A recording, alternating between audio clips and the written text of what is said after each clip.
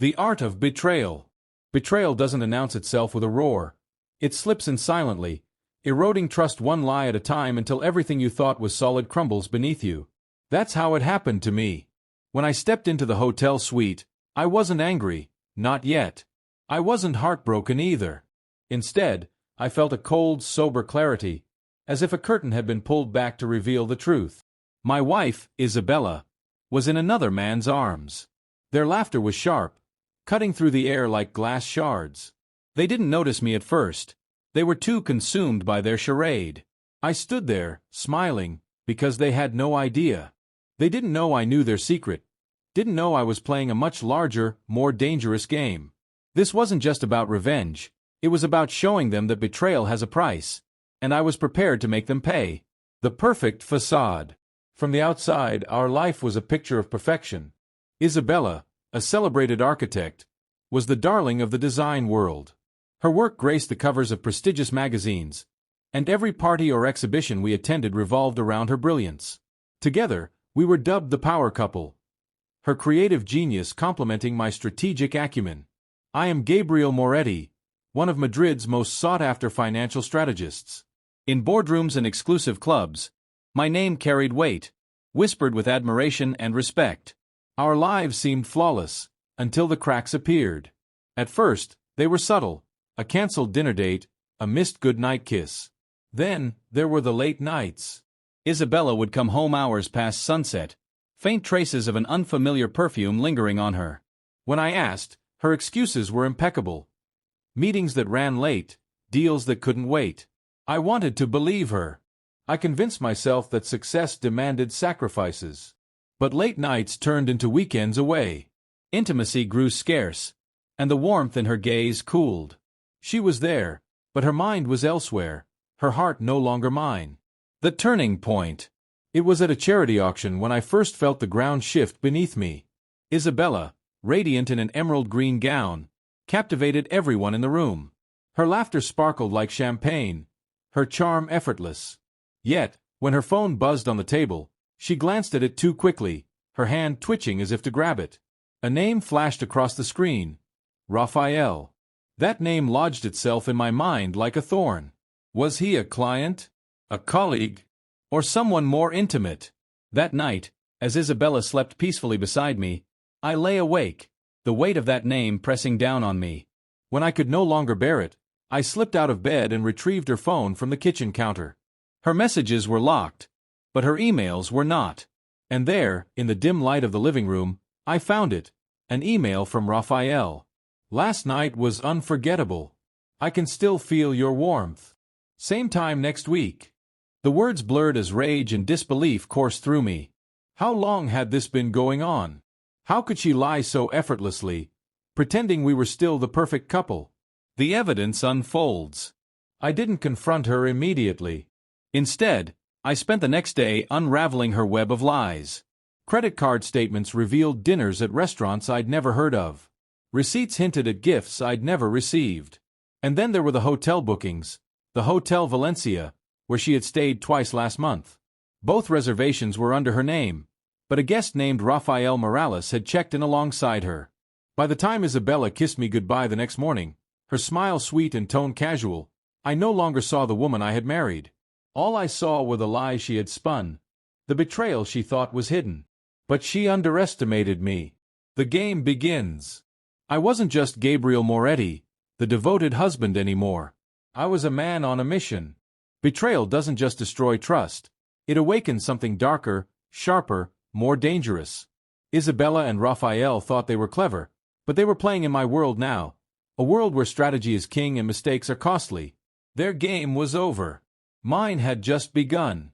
It was a slow, deliberate revelation, a jigsaw puzzle of betrayal. Each piece of Isabella's deception added another jagged edge to the cruel picture unfolding before me.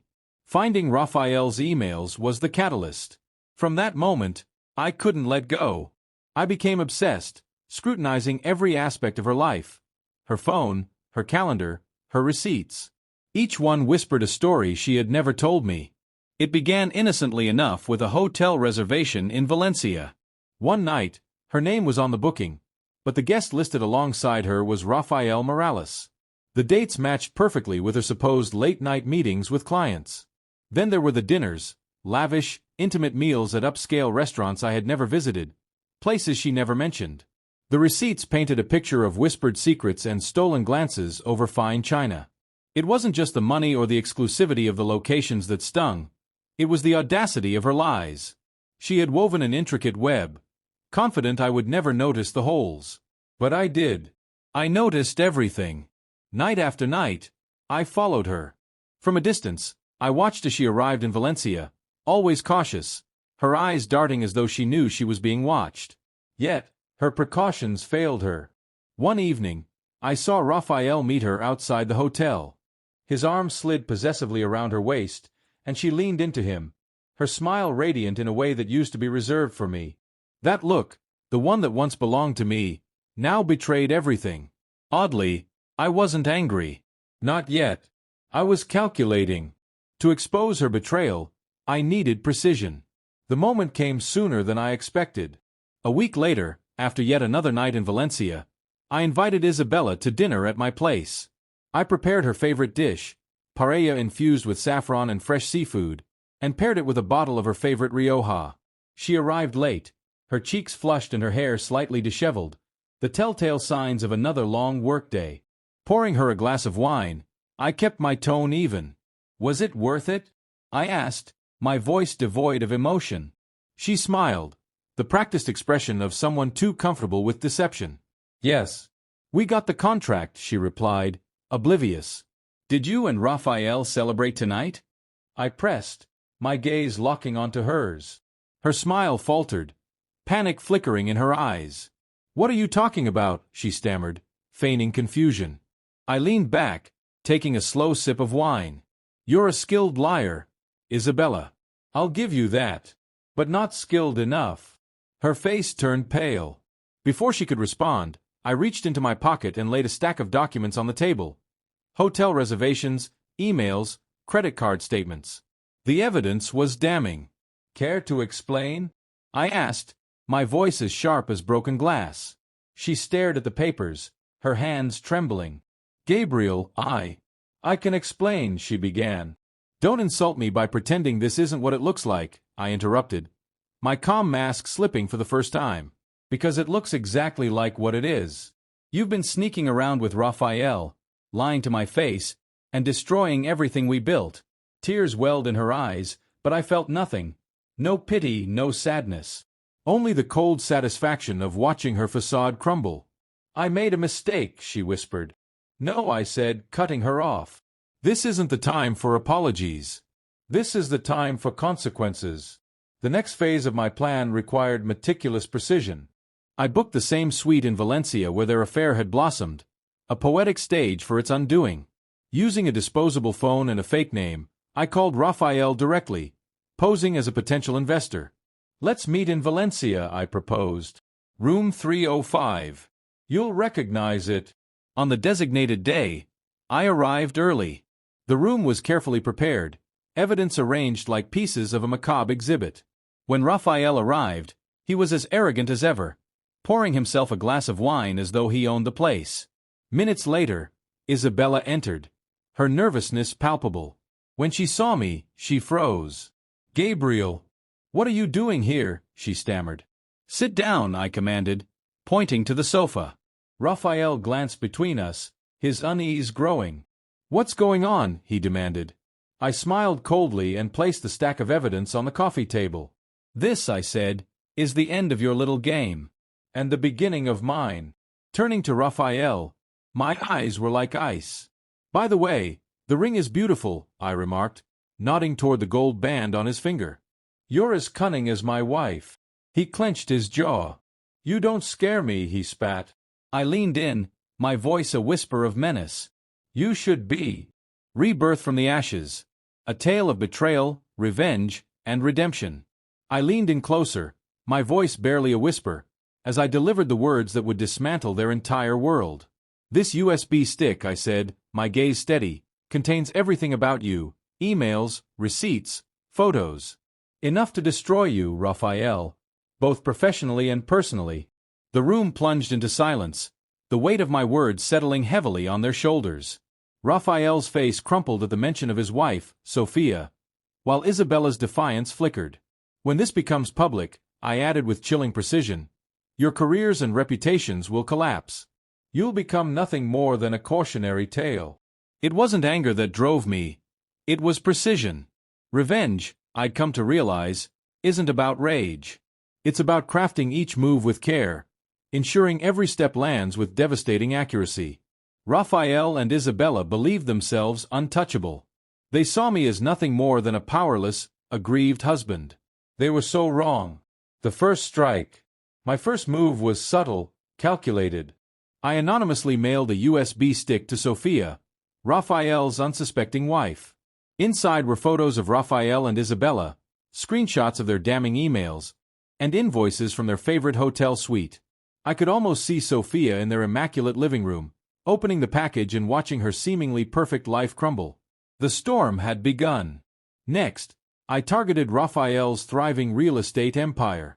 A company built on a reputation for integrity was torn apart when I leaked evidence of backdoor deals, bribery, and tax evasion to his biggest rival.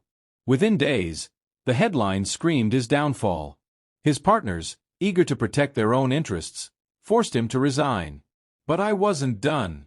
Isabella, with her carefully curated image, was next. I tipped off a major client, one that had just commissioned her for a high-profile project. I didn't need to fabricate anything. The truth was damning enough. Do you really want your brand associated with someone splashed across the tabloids? I wrote. She discovered the fallout quickly, but not the source.